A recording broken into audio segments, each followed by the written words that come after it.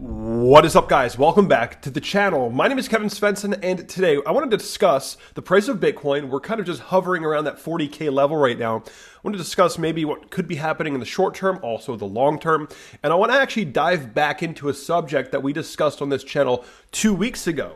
And that subject is, if you look at my video from 2 weeks ago, I discussed the buying power in the market, right? We made an entire video about the buying power being at an all-time high, that there were more stablecoins available for purchasing Bitcoin 2 weeks ago than almost ever before, right?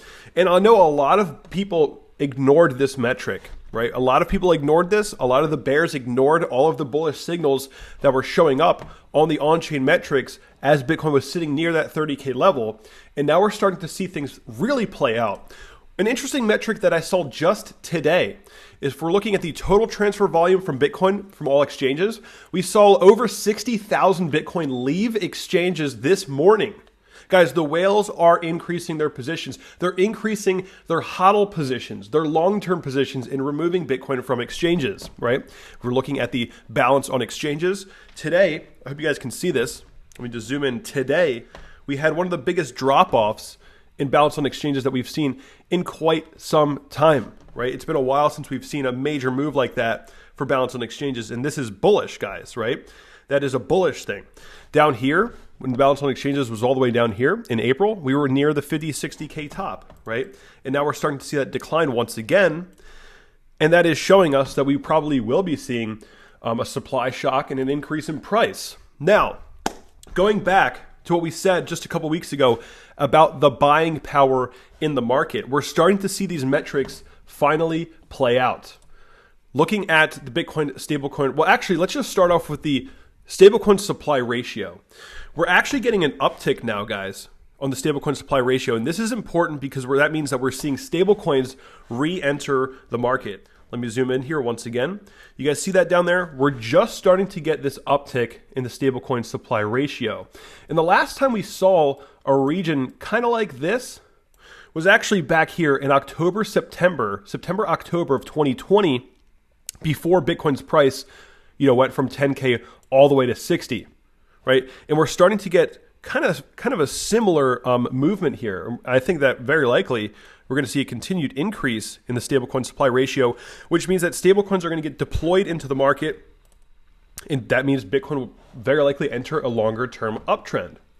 The next metric, which is important, is the stablecoin flow ratio for the past 30 days.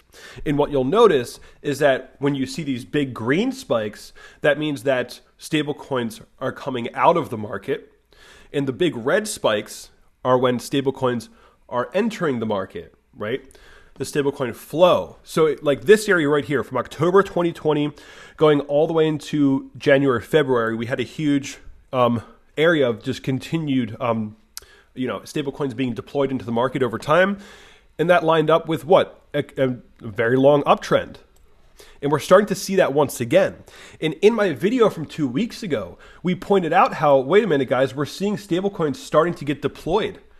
And that's why we're sustaining 30,000. And it was very likely that we would hold 30K, considering that whales were deploying their stablecoins into the market at 30,000. Now, once we start to see the stablecoin flow ratio come back up above that neutral point and break out again, that's when you could start to look for, of course, maybe Bitcoin finds a top of some kind. So maybe we range up to 60K again, and then we would see some sort of rejection from that point, right? But for now, for the next few weeks, few months, I'm actually expecting upside and continued deployment of stablecoins. And also the next metric here, guys, is the Bitcoin versus buying power. And we showed you guys in that video from 2 weeks ago that we had more potential buying power in the crypto market than literally ever before, right?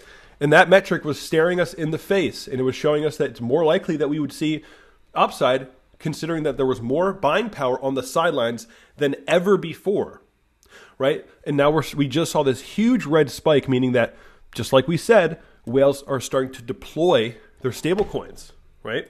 Check it out. That huge red spike that we just saw, they're deploying stablecoins, guys. They're buying heavily right now. And I would expect this to continue for quite some time. We're probably going to see, just like in this range here, stablecoins being deployed, right? All of this potential buying power down here will likely be seen up in this range here, right? If that makes sense. So we're going to start to see lots of stablecoins being deployed. Very likely that's going to actually initiate the next longer term uptrend. So the potential buying power is now becoming slowly realized. So this is why the price is doing so well and why we keep sustaining higher and higher prices, going on this insane 7-8 day, daily green daily candle in a row, right? So it's pretty awesome. Also, the downward sloping volume trend has now starting to be broken. We haven't necessarily broken it yet.